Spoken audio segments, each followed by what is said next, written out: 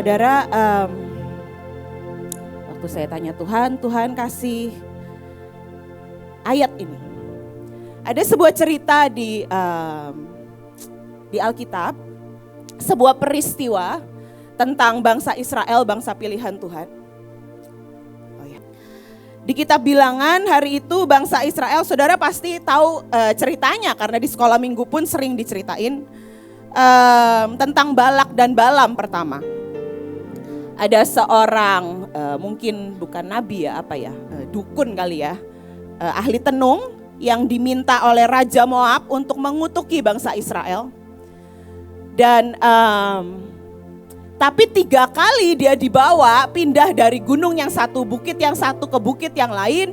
Dia selalu memberkati Israel dan bukan mengutuki. Saya pernah baca, nonton ceritanya di Bible Project di YouTube saudara.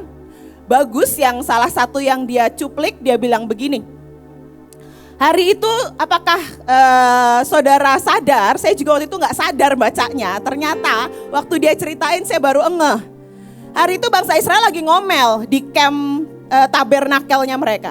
Mereka lagi ngomel, kenapa kita dari negara yang limpah susu dan madu, kenapa jadi ke padang gurun kayak gini? Kenapa cari makan aja susah? Kenapa cari minum susah? Kenapa segala sesuatu susah dan kita gak bisa hidup enak seperti waktu kita di Mesir? Jadi mereka ini lagi ngomel. Di tengah tabernakel, mereka lagi berkemah di sekeliling tabernakel, mereka ngomel. Mereka lagi ngomel, lagi protes ke Musa dan Harun. Di belahan yang lain, di balik bukit tempat mereka ngomel, Tuhan lagi memerintahkan seorang ahli tenung buat berkati mereka. Ketika mereka lagi ngomel. Dan Tuhan itu seringkali sebaik itu sama kita, cuma kita gak sadar gitu. Kita tetap ngomel, padahal dia itu udah siapin sangat banyak. Dan saya feel banget tahun ini Tuhan sangat ingin, kata Pak Luki, memberikan kelonggaran. Salah satunya Tuhan sangat ingin kasih berkat sangat banyak. Ada sebuah favor, ada kemudahan yang berlipat kali ganda tahun ini yang Tuhan berikan. Karena sungguh-sungguh kelonggaran dalam segala hal. Tapi di sisi lain Tuhan berkata, nak, apakah engkau tahu berkat kelimpahan yang dia beri? Saudara, di Alkitab kan ada 7 tahun kelimpahan, 7 tahun kesesakan ya. Kita ini kan terus tahan-tahan tahun-tahun kesesakan. Tapi saya percaya kita bisa perpanjang tahun kelimpahan. Amin saudara. Gak cuma tahun kesesakan yang bisa ditahan, dimundurin, kelimpahan juga bisa dipanjangin. Dan saya lihat Tuhan itu terus memperpanjang waktunya. Tadi kita juga terus berdoa, Tuhan perpanjang waktunya. Tapi Tuhan bilang, apakah engkau tahu berkat itu atau jawaban doa yang selama ini kita doakan dan akhirnya Tuhan jawab, bisa berubah menjadi Baal dalam hidup kita. Dan ada berbagai jenis Baal. Hari ini saya mau coba sharing tentang Baal Peor. Baal Peor adalah salah satu ilah yang hari itu disembah bangsa Israel. Dan peristiwa ini diulang-ulang sama Tuhan berkali-kali. Di kitab yang lain waktu Musa sebelum dia dipanggil Tuhan, dia terus ngomong tentang peringatan-peringatan kepada bangsa Israel. Dan dia ulang lagi, dia bilang ingat peristiwa Peor. Ingat apa yang terjadi waktu itu. Dan saya percaya kenapa sih Tuhan ulang-ulang, karena ini sangat penting saudara. Ini adalah roh yang akan terus ngintip dari masa ke masa, dari generasi ke generasi. Nita Joel pernah mention soal Peor sedikit waktu itu di salah satu ibadah kita. Dan Ibu Cirut sudah berapa kali ngomong tentang Baal. Dan betapa sangat sulit memisahkan Baal dengan hati dan hidup kita. Mungkin saya baca beberapa ayatnya dari Bilangan 23, 28, ayat 28, 24, ayat 1. Lalu Balak membawa Bileam ke puncak gunung Peor, ini puncak gunung yang ketiga, menghadap padang belantara. Ketika dilihat Bileam bahwa baik di mata Tuhan untuk memberkati Israel, ia tidak mencarikan pertanda lagi seperti yang sudah-sudah. Jadi yang pertama, kedua dia masih tanya Tuhan, yang ketiga dia udah gak tanya Tuhan. Dia menghadapkan mukanya ke arah padang gurun dan dia mulai memberkati Israel karena dia tahu, ya sudahlah, aku tahu Tuhan cuma mau kasih berkat, tidak mau kasih kutuk. Lalu baru kejadian Tuhan berkati di Bilangan 25 di pasal setelahnya ayat 1-3 berkata seperti ini. Sementara Israel tinggal di Sitim, mulailah bangsa itu berzina dengan perempuan-perempuan Moab. Perempuan-perempuan ini mengajak bangsa itu ke korban sembelihan bagi Allah mereka. Lalu bangsa itu turut makan dari korban itu dan menyembah Allah orang-orang itu. Ketika Israel berpasangan dengan Baal Peor, bangkitlah murka Tuhan terhadap Israel. Yang bikin Tuhan sangat murka bukan karena mereka nyembah minta-minta berkat sama Peor. Tapi ayatnya berkata mereka berpasangan dengan Baal Peor.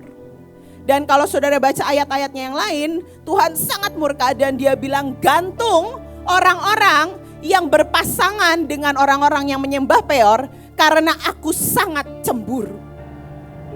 Yang membuat Tuhan sangat murka adalah dia itu kekasih Israel. Dia itu kekasih kita. Dan cemburunya yang besar membuat dia sangat murka. Saya ingat si Rut pernah khotbahkan juga. Kenapa dibilang anggur murka Tuhan? Karena dia sangat cemburu dan itu keluar dari cintanya. Dan kenapa ini Tuhan ulang berkali-kali? Karena saudara, Peor itu artinya bahasa aslinya Lord of Gap. Tuan dari sebuah jarak. Jenis Baal Peor ini akan selalu buat jarak antara kita dengan Tuhan. Dan dia akan selalu muncul di celah antara kita dengan Tuhan.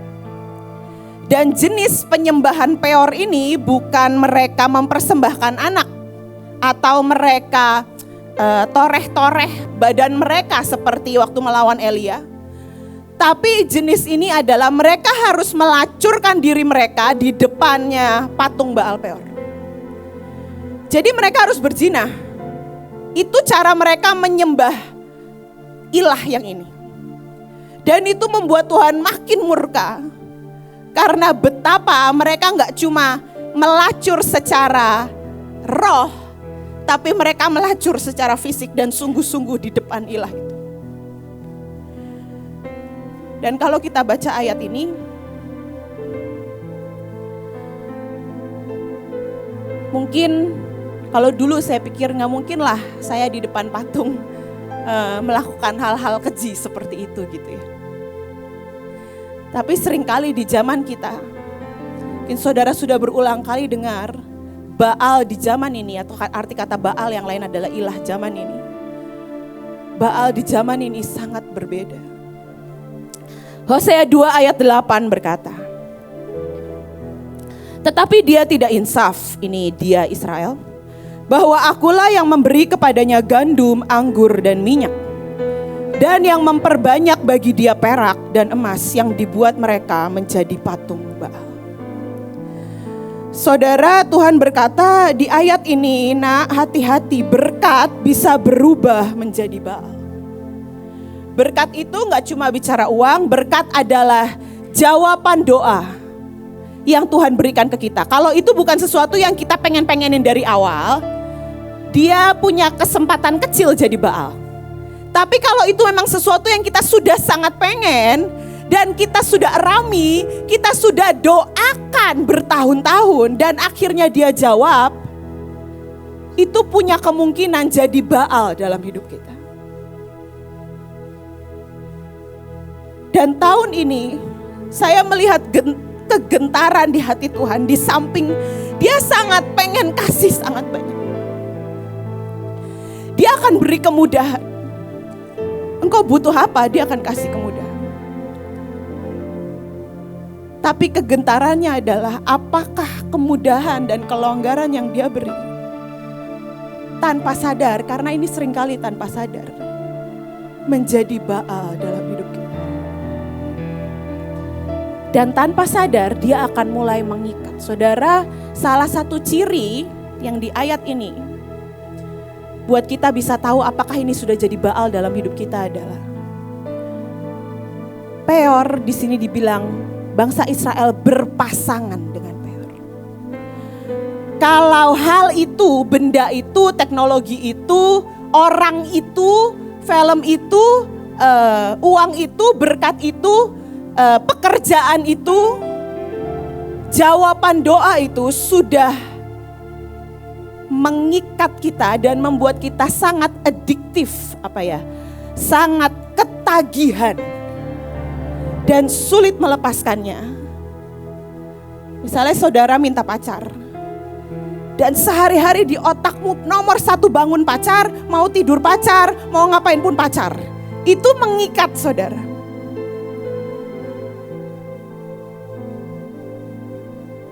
Dan berarti dia sudah jadi Baal dalam hidup kita. Saudara, saya mau bacain tentang peristiwa Abraham yang kita sudah tahu. Kejadian 22 ayat 1 dan 2. Setelah semuanya itu Allah mencoba Abraham. Ia berfirman kepadanya, Abraham, lalu sahutnya, ya Tuhan. Firman-Nya, ambillah anakmu yang tunggal itu yang engkau kasihi, yakni Ishak.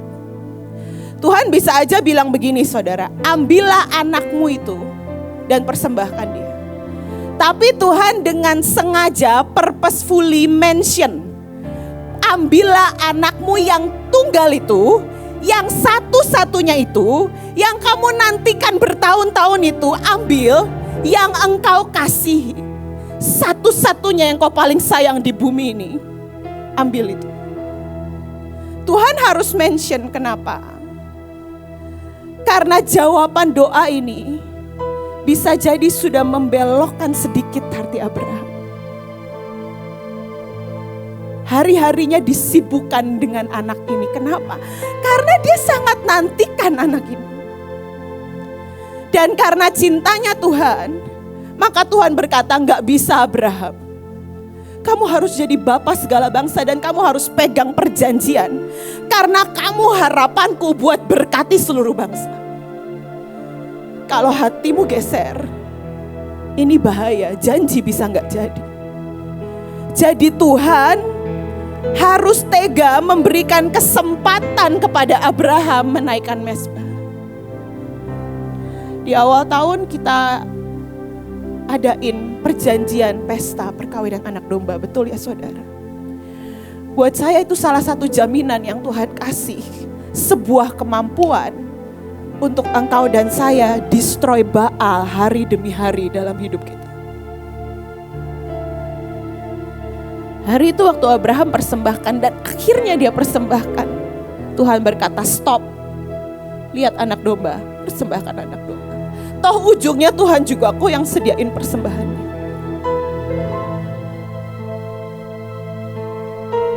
Saudara-saudara yang sudah pernah tahu artinya korban anak, korban orang tua, engkau tahu yang untung kan di kita ya saudara. Dengan Tuhan kasih kesempatan, kasih korban dan izinkan itu terjadi, bukankah dia yang angkat kita naik tinggi? Bukankah dia juga yang turunkan perkenanan, bukan karena kita baik, tapi karena dia kasih kesempatan naikkan korban. Dan kalau hari ini engkau tahu ada Baal demi Baal yang seringkali tanpa sadar berpasangan dengan hidup ini. Dan setiap kali Tuhan kasih kesempatan berikan korban, apakah kau akan tolak kesempatan yang dia beri? Mungkin kau punya penyakit yang belum disembuhin. Apakah kau bisa lihat bahwa itu juga kesempatan buat angkat korban jadi mezbah di hadapan Tuhan? Mungkin kau dan saya punya jawaban doa yang belum digenapi oleh Tuhan. Bukankah itu juga kesempatan untuk mengangkat korban dan berkata, Tuhan, setiap kali hatiku ingat doa yang belum dijawab itu, aku akan berkata, thank you Tuhan, ini pun baik buat aku. ini pun baik buat aku. Atau hal kecil saudara lagi sakit, tadi pagi saya tiba-tiba sakit perut, maklum haid pertama saudara, lagi sakit, lalu sambil nyetir kan, aduh sakit Tuhan tolong sakit gitu ya. Terus saya cuma gini, oke Tuhan, I love you banget, sakitnya luar biasa, I love you banget. Dan saya cuma mikir gini, ya sudahlah Tuhan, kalau itu menambahkan cat dinding jendela di rumahku di surga, puji Tuhan dengan bersyukur karena sakit perut. Hal yang simpel saudara. Tapi itu kesempatan demi kesempatan mengalahkan Baal dalam hidup ini.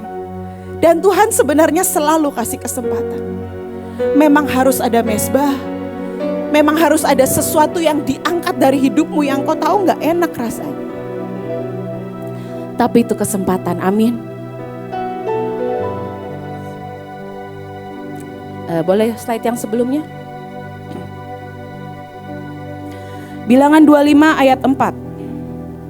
Lalu berfirmanlah Tuhan kepada Musa, tangkaplah semua orang yang mengepalai bangsa itu, dan gantunglah mereka di hadapan Tuhan di tempat terang, supaya murka Tuhan yang menyala-nyala itu surut daripada Israel.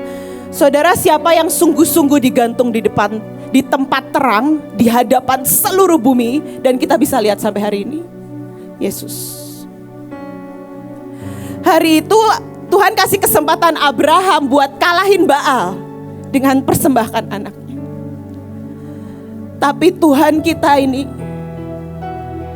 kekasih kita dan raja kita, dia gantung dirinya sendiri saudara buat kalahin Baal buat kamu dan saya, amin. Karena itu sungguh-sungguh darah anak domba, sebuah perjanjian yang bisa tolong kita kalahkan Baal. Ilah zaman ini gak bisa dipisahkan dengan antikris. Mereka satu kesatuan. Tapi ayatnya berkata anak domba yang pegang meterai. Kenapa anak domba? Karena dia yang udah gantung dirinya sendiri buat jadi sebuah pertukaran, kata Kak Puji tadi,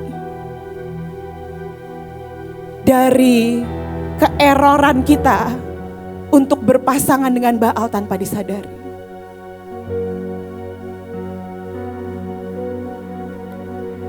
Hari itu Fineas anak Eleazar, anak Imam Harun, lihat ada orang yang berpasangan dan mereka menyembah Baal, datang ke kumpulan umat dan dia angkat pedangnya dan dia tusuk orang itu, satu pasang itu. Dan Tuhan berkata di ayat 11 dan 12, Fineas anak Eleazar anak Imam Harun telah menyurutkan murkaku daripada orang Israel. Oleh karena ia begitu giat membela kehormatanku di tengah-tengah mereka, sehingga tidaklah kuhabisi orang Israel dalam cemburuku. Sebab itu katakanlah, sesungguhnya aku berikan kepadanya perjanjian keselamatan yang daripadaku. Sekali lagi itu membuat ada perjanjian keselamatan dari darah anak domba yang mengalahkan Baal itu. Saudara, kadang mezbah itu bentuknya gak cuma saudara harus korbankan yang paling kau kasihi dan cintai atau jawaban doamu. Kadang mezbah itu bentuknya engkau harus ambil pedang, kita harus ambil pedang dan tusuk sendiri. Kadang-kadang itu juga bentuk mezbah. Dan Tuhan berkata, kalau engkau tidak minta kemampuan ini dengan jaminan darah anak domba, siapa yang bisa menjauhkan diri dari Baal dan berpasangan dengannya?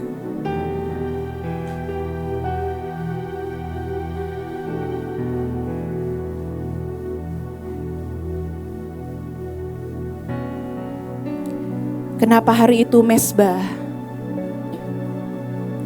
Abraham angkat di hadapan Tuhan? Saudara, saya percaya Abraham itu gak begini, ya udahlah Tuhan minta mau apa lagi, masa aku gak kasih. Saya percaya bukan itu. Karena Ibrani 11 berkata, karena iman Abraham tahu bahwa Tuhan sanggup bangkitin anaknya. Karena itu dia putuskan buat tetap persembahkan anaknya. Mezbah yang hari itu Abraham angkat di hadapan Tuhan adalah mezbah karena sebuah pengenalan. Dan apakah hari ini engkau dan saya kejar pengenalan, saudara? Supaya setiap kali dia kasih kesempatan angkat mezbah, kau gak begini, ya sudahlah mau apa lagi. Karena nilainya ada saudara, tapi gak banyak. Tapi kalau mezbah karena pengenalan, kau berkata, loh yang Tuhan, kesempatan yang Tuhan kasih itu buat kebaikanku. Ngalamin rumah terbakar itu buat kebaikanku loh. Aku harus ngurusin anak autis yang kadang ngejambak, nendang, ngeludah, itu buat kebaikanku gitu. Untungnya dia aku gak pernah di Tuhan. Ibu Panglima kita sering kali bilang. Dan apakah dari batin hatimu terdalam ketika beliau berkhotbah, kau sungguh-sungguh paham. Segitu baiknya. Aku ada di rumah Shalom karena Tuhan baik. Aku di STT hari ini dari pulau-pulau bukan karena aku terdampar. Itu kebaikan. Tuhan gak pernah untung, yang untung aku. Suamiku kabur, itu kebaikan. Kemarin tiba-tiba ada yang, saya jadi ingat, ada yang datang ke saya gini, Nancy tolong doain saya dong, saya butuh air terjun. Oke. Kenapa butuh air terjun? Saya ini susah intim. Kenapa? Saya pengen kaya. Oh iya. Kenapa pengen kaya? Mungkin karena psikolog ya, kebiasaan tanya-tanya ya saya. Kenapa pengen kaya? Ya supaya bisa jalan-jalan. Saya pengen keluar negeri. Saya pengen buat orang tua saya bangga. Dulu Tuhan berkati saya dengan kerjaan saya. Dan saya bisa pergi ke luar negeri dengan teman-teman saya. Saya bisa shopping, saya bisa beli ini, beli itu. Wah, saya happy banget. Jadi menurut kamu kenapa Tuhan belum jadiin kamu kaya? Ya karena kata Tuhan bukan itu intinya. Bukan. Gini. Kalau kamu kaya nih, misal nih besok kamu kaya. Apa yang akan kamu lakukan? Ya saya akan jalan-jalan. Jadi menurutmu kenapa Tuhan belum jadikan kamu kaya? Iya sih, ngerti kata Tuhan. Saudara, kadang-kadang kita harus berdamai dengan Tuhan belum jawab doa mungkin ya saudara. Karena dia gak mau engkau pasangan dengan Baal, itu aja kok. Karena dia lebih cinta saudara daripada saudara sendiri. Amin. Dan apakah habis ini saudara akan mengebaskan semua komplain-komplain saudara? Dan memutuskan berkata, kalau aku bersyukur juga untungnya di aku, untungnya gak di Tuhan. Sampai akhirnya, karena Abraham persembahkan mezbah karena sebuah pengenalan, Tuhan menjawab dia sesuai imannya. Hari itu Jehovah Jireh sungguh-sungguh mendatangi dia. Allah yang menyediakan. Karena dia yang bilang, Tuhan sanggup kok sediakan. Sebelum Jehovah Jireh datang, Abraham sudah bilang di ayat sebelumnya, Tuhan sanggup kok sediakan. Karena itu Jehovah Jireh jawab doanya. Oke, kamu menantikan pribadiku yang itu, I'm here, right here. Ketemu kamu. Dan yang lebih keren lagi setelah itu, Tuhan bawa dia ke Beersheba, yang artinya sumpah 7 kali. Saudara, waktu Tuhan bersumpah demi dirinya sendiri ke Abraham, waktu dia bilang, Abraham aku sumpah ya, aku akan jadi engkau berkat buat semua bangsa. Saya baru tahu Tuhan sumpahnya tuh diulang 7 kali saudara. Saya baru bisa, mungkin kalau saya bayangin Abraham tuh gini, Abraham aku sumpah ya demi diriku sendiri, aku akan berkati kamu berlimpah-limpah. Oleh karena kamu seluruh bangsa diberkati sepanjang masa. Abraham denger ya, aku sumpah. Ketiga kali dia ulang, keempat kali dia ulang, sampai ke-7 dia ulang. Kamu udah percaya belum? Kalau gak percaya juga kebangetan ya. Udah ke-7 kali aku ngomong, aku sumpah demi diriku sendiri, kamu akan lihat sungguh-sungguh seperti bintang di langit dan pasir. Keturunanmu lah yang jadi berkat. Dan sekali lagi, apakah kita gak mau tukar komplain, gak mau tukar marah, kecewa, emosi sampah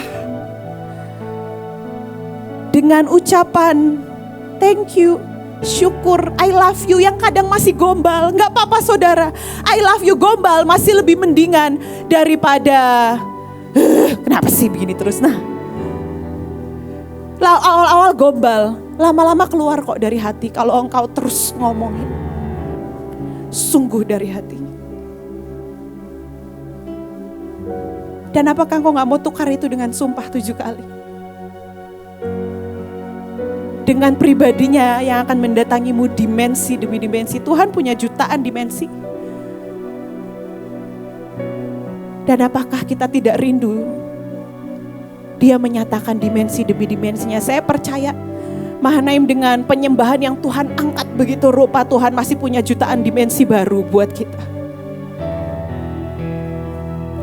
Hari-hari ini Tuhan pengen jadi suami saudara. Hosea 2 ayat 16, maka pada waktu itu demikianlah firman Tuhan. Engkau akan memanggil aku suamiku dan tidak lagi memanggil aku Baalku. Tuhan gak mau jadi pengganti Baal. Dia gak mau jadi Baal kesekian saudara. Karena Baal mengikat dengan terpaksa. Tapi Tuhan mengikat karena kita yang minta diikat saudara. Dan sampai engkau minta lepas, Dia gak akan lepaskan kecuali engkau yang minta lepas.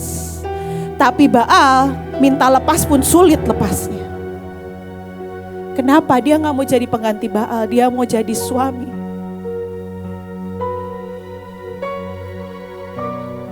Yang kadang kau butuh korbankan keinginanmu demi suamimu.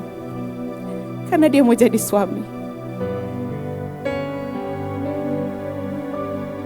Sampai seperti Mazmur berkata, Daud berkata, Tuhan berkata kepada Daud, inilah tempat perhentianku selama-lamanya. Hidup kita, Mahanaim, Bahtera, Indonesia, tempat perhentian Jehovah selama-lamanya. Dan Dia berkata, di sini aku hendak diam, sebab Tuhan mengingini. Bahkan bukan karena diundang, karena Dia ingin ada di sini. Karena Dia ingin ada dalam hidupmu. Karena Dia sangat ingin ada di rumahmu. Dia sangat ingin ada di mobilmu. Dia sangat ingin ada di kamar tidurmu. Dia sangat ingin ada di hatimu selamanya dalam hidup ini. Apakah engkau bisa kenali sekali lagi Baal-Baal dalam hidup? Yang saya tahu itu butuh waktu, pergumulan dengan Tuhan, sampai Tuhan bukakan, ini loh Baalmu. Salah satu Baal saya nonton saudara, sangat suka nonton. Kalau saya capek, harusnya sebagai mempelai, habis mandi, saya gini, Tuhan berdoa gitu. Mungkin ya saudara ya itu rule of the game-nya gitu ya saudara. Tapi kenyataan kalau udah sangat capek, apalagi habis ngadepin anak yang teriak-teriak, gulat dan segala macam, maka 2 hal yang saya lakukan. Kalau saya di rumah, habis mandi segala macam, Tuhan terima kasih. Lalu saya buka HP, Netflix, buka HP, YouTube. Aduh aku butuh hiburan gitu. Atau kalau saya gak lagi di rumah, saya sebelum pulang saya nge-mall saudara. Aku butuh cuci mata. Aduh Tuhan tolong. Aduh udah pusing liatin anak-anak ini. Kacau saudara. Dan itu harus dikalahkan hari demi hari. Apa? Gak apa-apa.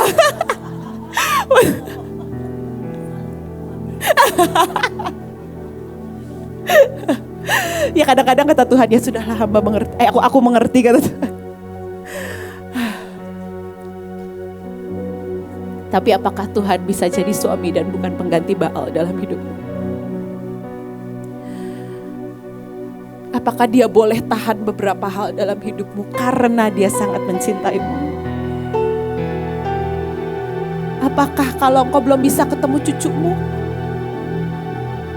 dan engkau masih bisa berkata, thank you Tuhan, ini juga baik buat aku. Amin. Mari kita doa.